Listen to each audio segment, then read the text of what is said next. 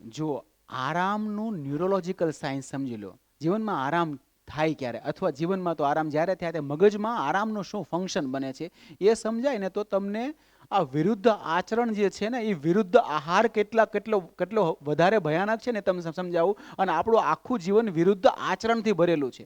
આપણે પેલો વિરુદ્ધ આહાર એમ કહીએ ને કે ભાઈ દૂધ હોય તો પછી તમે કાંદા ન ખાઈ શકો.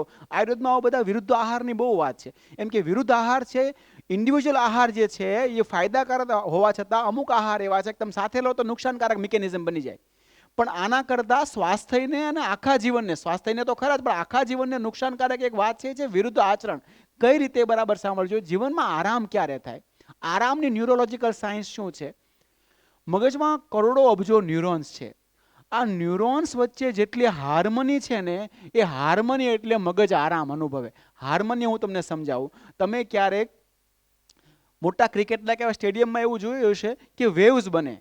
વેવ્સ બને એટલે એક ગ્રુપ ઊભું થાય ત્યારે બીજું ગ્રુપ બેસી જાય, પાછું એક ગ્રુપ ઊભું થાય, પાછું બીજું ગ્રુપ બેસી જાય. એમ આખા સ્ટેડિયમમાં એક વેવ્સ બનતું હોય છે. આ વેવ્સ છે ને એ હાર્મની છે લોકો વચ્ચે. પહેલાં એ સ્ટેડિયમમાં લોકો હોય જ છે પણ લોકો ઇન્ડિવિજ્યુઅલ બિહેવ કરતા હોય છે. પછી એકબીજા સાથે હાર્મનીમાં આવી જાય. આ હાર્મનીનું નામ આરામ છે.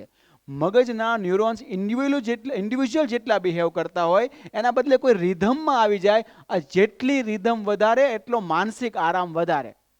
ઊંઘમાં સૌથી વધારે ન્યુરોન્સ આ રિધમમાં હોય છે એટલે ઊંઘમાં આપણે સૌથી વધારે આરામ થાય છે.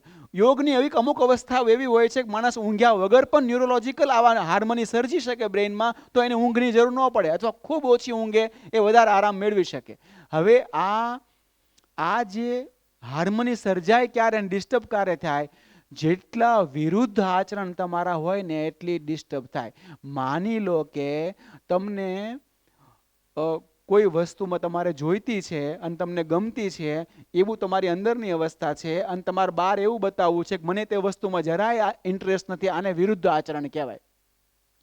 તમારું પેશન કોઈ બીજી વસ્તુમાં લાગેલું છે અને તમારે વ્યવસાય કોઈ બીજો કરવો પડે છે તો આને વિરુદ્ધ આચરણ કહેવાય. આ દ્વંદ જેટલો મગજમાં હોય ને એટલો જ તે પુરુષાર્થ છે, અને આ દ્વંદ જેટલો ઓછો હોય એટલે જ તો વિશ્રામ છે. બરાબર સાંભળજો. એટલે જ તે એક આર્ટિસ્ટ માણસ છે, એ આર્ટિસ્ટ માણસ પેઇન્ટિંગનું જ કામ કરે છે અથવા આર્ટનું જ કોઈ પ્રોફેશનલ કામ કરે છે તો એના માટે કામ નથી રહેતું, એના માટે આરામ છે, એટલે એને વેકેશનની જરૂર ન પડે. આપણે વેકેશનની જરૂર જ એટલે પડે છે કે આપણું કામ અલગ છે ને આપણો આરામ અલગ છે, એ દ્વંદ છે, એટલે જ આપણે વેકેશનની જરૂર પડે છે. એટલે બરાબર સાંભળજો. જીવનમાં વિરુદ્ધ આચરણથી વધારે નુકસાનકારક શરીર માટે તે અને મન કે હૃદય માટે તે બીજું કશું જ નથી. જીવનમાં જેટલી હાર્મની વધારે સર્જાય એટલો જીવનમાં આરામ વધારે થાય. ન્યુરોલોજીની ભાષામાં આરામનું, વિશ્રામનું આ જ વિજ્ઞાન છે.